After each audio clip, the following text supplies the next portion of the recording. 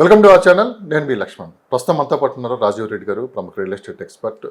So Hyderabad real estate సంబంధించి latest updates ఏం జరుగుతున్నాయో తెలుసుకునే ప్రయత్నం కూడా చేద్దాం. నమస్తే. నమస్తే Lakshman. So thank you so much పిలవగానే వచ్చినందుకు. Thank you. So first time నేను మీ ఇంటర్వ్యూ కూడా చూశాను వేరే ఛానల్లో. ఓకే. చాలా బాగా మాట్లాడారు, చాలా మంచి ఇన్ఫర్మేషన్ కూడా మీ దగ్గర ఉంది. సో రాజీవ్ రెడ్డి గారు ఎలా అసలు మీరు ఈ రియల్ ఎస్టేట్లోకి వచ్చారో, దీనికన్నా ముందు మీరు ఏం చేసేవాళ్ళు? అంటే నేను 2011లో హైదరాబాద్కు ఎంబీఏ కోసం వచ్చాను. అప్పటి నుంచి ఒక మిత్రుడు పరిచయం అయ్యాడు. ఎక్కడి నుంచి వచ్చారు? నేను వరంగల్, నేటివ్ వరంగల్ మాది. అక్కడి నుంచి ఇక్కడికి వచ్చిన తర్వాత డిగ్రీ కంప్లీట్ అయిపోయిన తర్వాత వచ్చి ఎంబీఏ జాయిన్ అయ్యాను. ఎంబీఏ జాయిన్ అయినప్పుడు ఒక ఫ్రెండ్ పరిచయం అయ్యండి ఇక్కడ. సో తనకు అప్పటికే వెల్ ఎస్టాబ్లిష్డ్ ఇన్ఫ్రా కంపెనీ ఉంది, రియల్ ఎస్టేట్ కంపెనీ ఉంది. ఆ టైంలో తను యాదగిరి రూట్లో ప్రాజెక్టులు వేస్తుండేవాడు. సో తనతో వెళ్తూ ఆ పరిచయంతో అట్లే రియల్ ఎస్టేట్ కొంచెం అడాప్ట్ అయిపోయింది.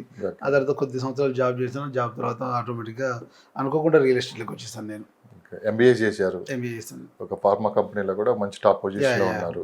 మంచి ఇన్కమ్ వస్తుంది. ఎందుకు అది వదిలేసుకొని ఇటువైపు రావాలి? అంటే నాకు ఫస్ట్ నుంచి కూడా ఒక ఎంటర్ప్రీనియర్ అవ్వాలనే ఆలోచనలో ఉండేవాడిని. నేను డిగ్రీ తర్వాత ఎంటర్ప్రీనియర్ అవ్వాలనే ఆలోచనతో కూడా ఎడ్యుకేషన్ ఆపాను. ఆ తర్వాత మళ్ళీ లేదు, హైయర్ ఎడ్యుకేషన్ తర్వాత మాస్టర్స్ ఉంటేనే బాగుంటుంది, మాస్టర్ తర్వాత చేద్దామనే ఆలోచనతో బయటకు వచ్చినవాడిని నేను. ఆ తర్వాత ఆటోమేటిక్గా ఈ రియల్ ఎస్టేట్ కొద్దిగా మనకు టచ్లో ఉండడము, దాంతోపాటు అలవాటు అవ్వడం కొద్దిగా ఈజీగా అనిపించింది. సో జాబ్ చేస్తున్నప్పుడు కూడా ఆలోచనతో కూడా ఇక్కడే ఉండేది.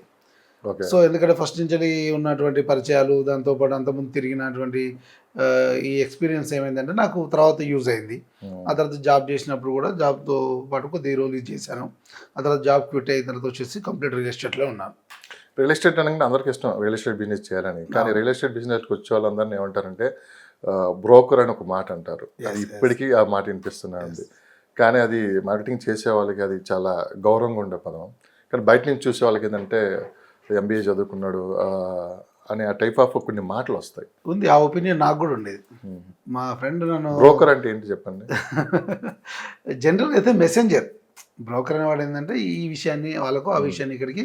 సొసైటీలో అది వేరే విధంగా అయితే సౌండింగ్ రాంగ్. బ్రోకర్ అనే సౌండింగ్ అనేది ఏంటంటే రాంగ్ పర్సెప్షన్ని క్రియేట్ చేసింది.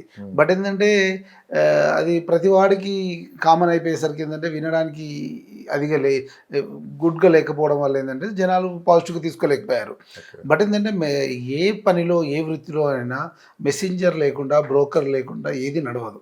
బట్ మాట అంటాను, ఈ పదం అనిపించుకోవడానికి ఇష్టం లేక చాలా మంది రియల్ ఎస్టేట్కి దూరంగా ఉన్నారు అప్పట్లో.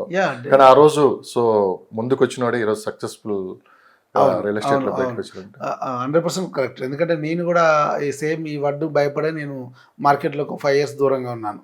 ఎందుకంటే నా ఫ్రెండ్ ఎంటైర్ కంపెనీ నాకు హ్యాండ్ ఓవర్ చేస్తున్నప్పుడు కూడా నేను ఈ వడ్డు కోసమే బయటికి రాలేకపోయాను నేను. ఎందుకంటే ఒక మాస్టర్ చదివిన వాడు వచ్చి బ్రోకర్గా పనిచేయడం ఏంటి? ఈ రియల్ ఎస్టేట్ అనేది ఎట్లా ఉంటుందంటే అన్ఎడ్యుకేటెడ్, ఎడ్యుకేటెడ్ ఇద్దరు చేయొచ్చు. సో అలాంటప్పుడు అన్ఎడ్యుకేటెడ్ చేసే పనిలో ఎడ్యుకేటెడ్గా ఉండి మనం చేయాల్సిన అవసరం ఉంది. దట్టు మాస్టర్ చదువుకున్నాం కదా, మాస్టర్ చదువుకున్నప్పుడు మాస్టర్కి తగ్గట్ట ఉద్యోగాలు వచ్చే అవకాశం ఉన్నప్పుడు ఇదెందుకు చేయాలనే పర్సెప్షన్లో చాలామంది ఉన్నారు, నేను కూడా ఉన్నాను అందులో. సో దానివల్ల ఈ 5 years నాకు కూడా స్టార్టింగ్లో గ్యాప్ వచ్చింది అనుకోవచ్చు. సీరియస్గా మార్పు కారణం ఏంటి? ఆ రోజు ఏం జరిగింది అంటే ఇక ఉద్యోగం చేస్తున్నప్పుడు ఆ ఉద్యోగంలో ఉన్నటువంటి టెన్షన్లు అవుతుంది, అక్కడ ఉన్నటువంటి బాసిజం అవుతుంది, ప్రెజర్లు, ఇవన్నీ మెయిన్గా బాస్. హ్యాపీ ఉన్నారా? ఇప్పుడు హ్యాపీ. ఇప్పుడు నేనే బాస్, నేను ఎంటర్ప్రీనియర్ని. అంటే నేను ఎంటర్ప్రీనియర్ అవ్వాలనే డ్రీమ్ ఉన్నది నాకు. సో దానివల్ల నేను అటు నుంచి ఇటువైపు వచ్చేసాను మెయిన్గా. సో రియల్ ఎస్టేట్ రంగంలోకి వచ్చి దాదాపు 15 years అవుతుంది. హైదరాబాదు ఏ విధంగా డెవలప్ అవుతుందో హైదరాబాద్ రియల్ ఎస్టేట్ రంగం మీరు చూస్తూ వచ్చారు. సో అప్పటికిప్పటికి చేంజెస్ ఏంటి సార్? అంటే 2004 నుంచి 2007 వరకు అయితే పీక్గా రియల్ ఎస్టేట్లో ఎవరు, మీరు అన్నారు కదా అన్ఎడ్యుకేషన్ పర్సన్, ఎడ్యుకేషన్ పర్సన్ ఎవరు చేయబెట్టినా కానీ బంగారం అయింది. తర్వాత చాలా చాలా మార్పులు వచ్చాయి, రకరకాల చేంజెస్ జరుగుతూ ఉన్నాయి. సో మీరు చూసిన మార్కెట్ ఏంటి?